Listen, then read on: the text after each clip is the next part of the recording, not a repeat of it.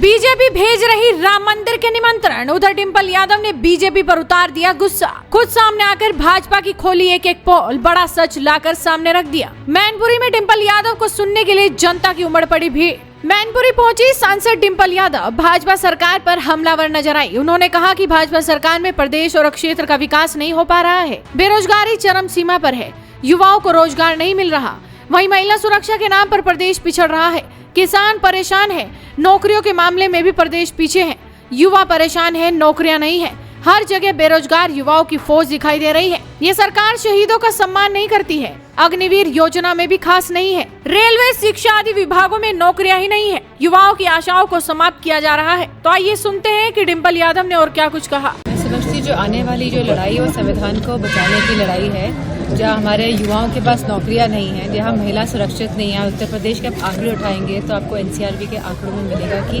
लगातार महिलाओं के साथ शोषण बढ़ रहा है। अभी हमने बीएचयू वाली घटना देखी है, बनारस वाली घटना देखी है, किस तरह जो रेपिस्ट थे वो भाजपा के निकले हैं। तो मुझे लगता है आपको इन सब मुद्दों पे मुझसे सवाल करने चाहिए जो उत्तर प्रदेश का मामला है। जैसे से इलेक्शंस पास आ रहे हैं वैसे वैसे सरकार को लग रहा है भाजपा को कि उनकी सरकार पूर्ण बहुमत की नहीं बन रही है, तो इसी सबको देखते हुए इस तरह के कठोर कदम वो उठा रही है।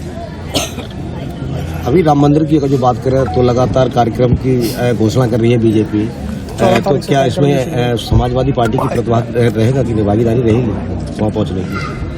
हम तो मन से भगवान राम जी के साथ हैं। मैंने पहले भी बोला था कि हम सबको भगवान जो राम है उनके आदर्शों को अपने जीवन में उतारना है और उनके मार्ग पे चलना है। तो जो राम जो कर रहे हैं उनको अपने आप से पूछना चाहिए कि क्या वो भगवान राम के जो आदर्श हैं, जो उनके संस्कार हैं, क्या वो उनको अपने जीवन में उतार पाए हैं कि नहीं उतार पाए हैं। ऐसा कुछ नहीं, नेता कोई उत्तर प्रदेश के मुख्यमंत्री या कोई भी नेता जब भगवान बुलाते हैं तब दरबार में जाया जाता है, ये सबको बात पता है। हमारे हिंदू धर्म में यही बात कही गई है कि जब बुलावा लगता है तभी आप दर्शन करने के पहुँचते हैं, तो जब हमारा बुलावा लगेगा तो हम वहाँ पहुँच जाएंगे। मैं समझती हूँ कि इंडिया गठबंधन में समाजवादी पार्टी शुरू से रही है और अब हमें ये देखना है कौन मजबूती के साथ भाजपा से लड़ सकता है।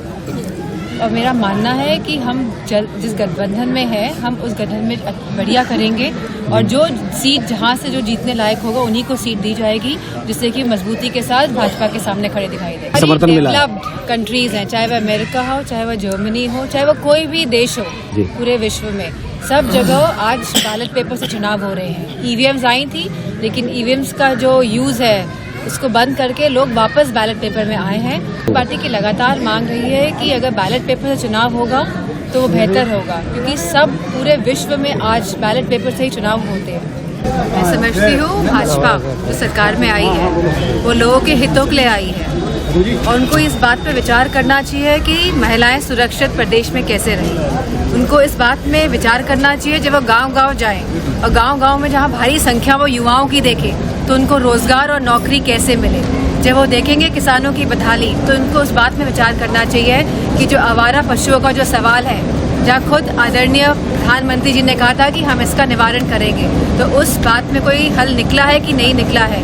कि जहाँ कीमतें, जहाँ महंगाई इतनी बढ़ रही है, जहाँ पेट्रोल के दाम बढ़ रहे हैं, जहाँ शिक्षा उपलब्ध नहीं हो पा रही है बच्चों की, तो गांव-गांव जा रहे हैं। अच्छा है, तो इन सब सुविधाओं, जो मूलभूत सुविधाएं हैं जो जनता को मिलनी चाहिए, जिसकी वजह से वो सरकार में है और जो उनका धर्म है इस समय कि लगातार लोगों को सुविधाएं दें, लगातार लोगों को नौकरियां दें, खुशहाली का वातावरण और एक खुशहाली का वातावरण प्रदेश में जो होना चाहिए, तो उस बारे में मुझे लगता है कि वो पुनर्विचार करेंगे और सही मायने में वह देश को प्रगतिशील रास्ते में लेके चलने का काम करेंगे। Madam, thank you so much.